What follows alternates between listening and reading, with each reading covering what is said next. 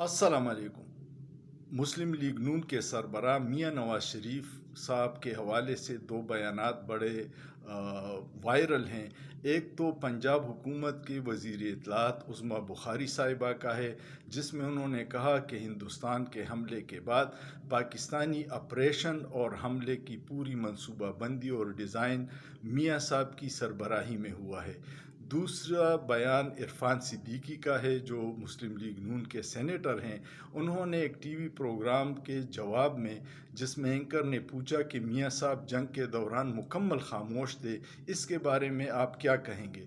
उन्होंने कहा कि मियां साहब खामोश बिल्कुल नहीं थे और उनकी खामोशी ने हिंदुस्तान के दर दीवार हिला दिए हैं।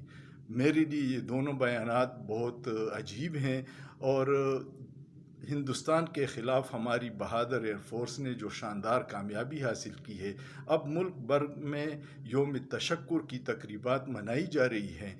लेकिन जिस बंदे ने खामोश रह के दर दीवार हिलाए थे या जंगी मनसूबाबंदी को डिज़ाइन किया था, उसको मैंने किसी भी ऐसी तकरीब में शिरकत करते हुए नहीं देखा। इसकी क्या वजह हो सकती है? कमेंट में आप ज़रूर बताइएगा और सोचिए, सोचना जुर्म नहीं है।